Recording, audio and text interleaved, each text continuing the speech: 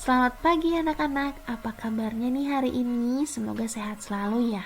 Jangan lupa sebelumnya anak-anak mengisi absen terlebih dahulu dan berdoa terlebih dahulu, dan juga jangan lupa sarapan biar tetap semangat meskipun belajar di rumah aja nih.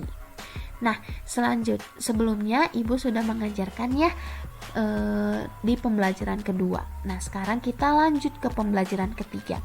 Apa aja sih yang akan kita bahas pada pembelajaran 3 ini? Yaitu yang pertama, kita buka dulu pembukaan. Oke, pokok bahasan untuk kita hari ini yaitu dari bahasa Indonesia tentang pengetahuan baru dalam teks, seperti yang di pembelajaran kedua juga sama ya. Lalu untuk mata pelajaran IPS kita akan membahas tentang keragaman ekonomi masyarakat di Indonesia. Lalu untuk mata pelajaran PPKN kita belajar tentang keragaman suku bangsa di Indonesia. Nah, yang pertama, keragaman ekonomi. Nah, keragaman itu adalah sebuah keadaan yang menunjukkan perbedaan yang cukup banyak macam atau jenisnya dalam masyarakat. Nah, lalu ekonomi itu apa? Ekonomi adalah kegiatan manusia yang berkaitan dengan aktivitas produksi, konsumsi, dan distribusi terhadap jasa dan barang. Jadi, keragaman ekonomi itu apa? Keragaman ekonomi adalah macam-macam atau jenis kegiatan manusia yang berkaitan dengan aktivitas produksi, konsumsi, yang tentunya untuk memenuhi kebutuhan sehari-hari. Kita lanjut. Oke, terdapat macam-macam keragaman ekonomi anak-anak. Jadi yang pertama yaitu aktivitas ekonomi di bidang pertanian. Anak-anak pasti tidak asing ya dengan pertanian. Beras yang anak-anak makan itu pekerjaan seorang petani. Nah, pekerjaan seorang petani itu berada dalam bidang pertanian. Nah, pertanian merupakan kegiatan produksi yang menggunakan tanah sebagai faktor utama. Hasilnya tersebut adalah bahan makanan. Hasil yang diperoleh itu seperti padi, jagung, kacang, kedelai, sagu, atau umbi-umbian. Pertanian banyak menjadi mata pencaharian masyarakat di Indonesia. Lalu yang kedua ada aktivitas ekonomi di bidang peternakan. Nah, peternakan ini pasti berhubungan dengan hewan-hewan anak-anak, seperti sapi, kalau nggak ayam, lalu kerbau, dan lain-lain. Nah, peternakan merupakan kegiatan usaha dengan cara memelihara hewan, kemudian mengambil hasilnya dan dijual. Hasil peternakan itu seperti telur ayam, daging kambing, susu sapi, dan lain-lain. Lalu yang ketiga yaitu aktivitas ekonomi di bidang perikanan. Pasti di bidang perikanan ini pasti berhubungan dengan ikan ya anak-anak, binatang laut. Nah, perikanan merupakan kegiatan yang berhubungan dengan pengelolaan dan pemanfaatan ikan. Perikanan dapat dikelompokkan seperti penangkapan ikan, pembudidayaan ikan, dan pertambakan. Kita lanjut ya. Jadi, macam-macam keragaman ekonomi itu yang pertama ada pertanian, peternakan, perikanan, dan selanjutnya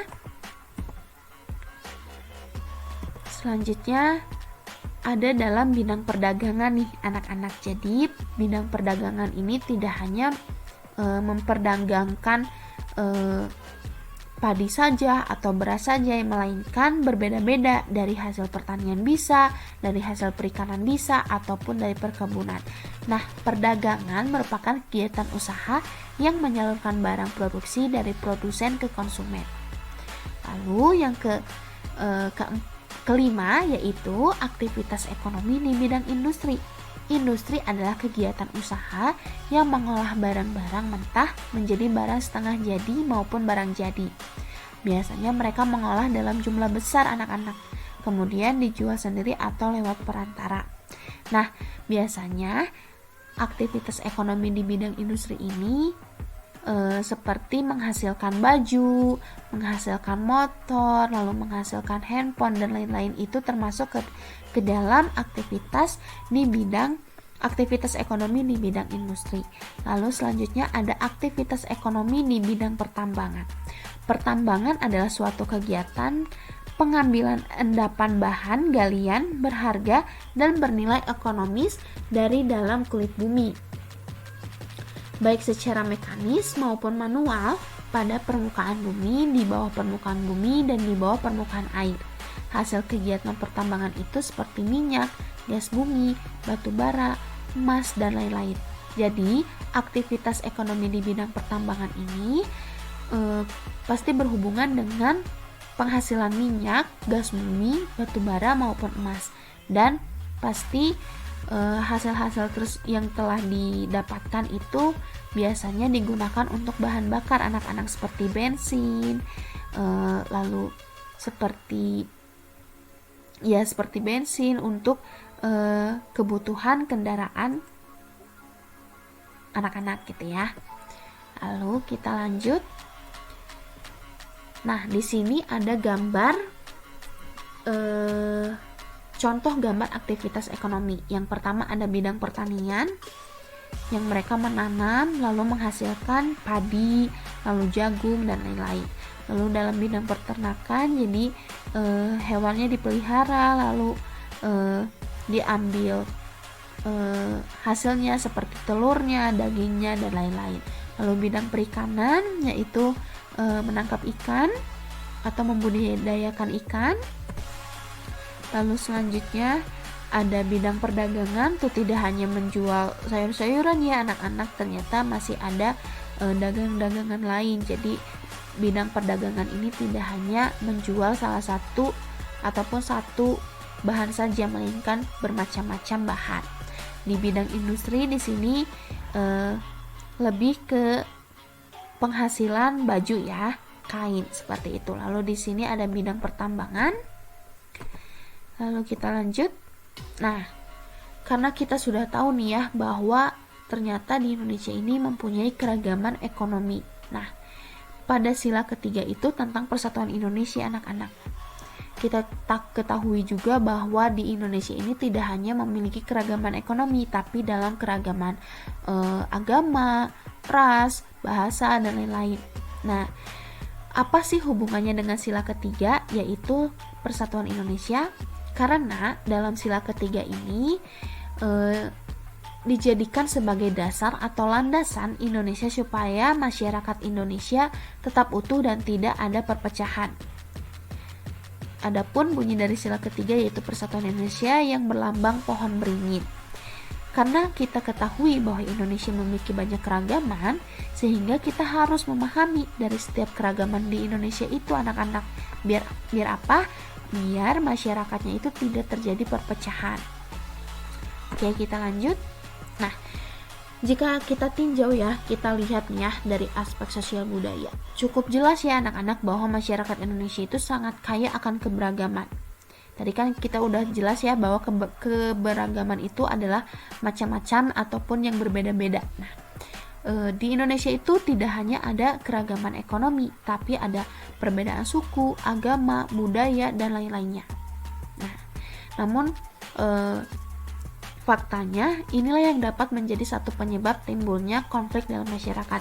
Kenapa? Karena semakin banyak perbedaan, semakin banyak juga konflik dalam masyarakat. Maka dari itu, anak-anak, ada baiknya bagi seluruh rakyat ataupun anak-anak untuk mengenal bahkan memahami keberagaman yang terdapat di dalam masyarakat Indonesia.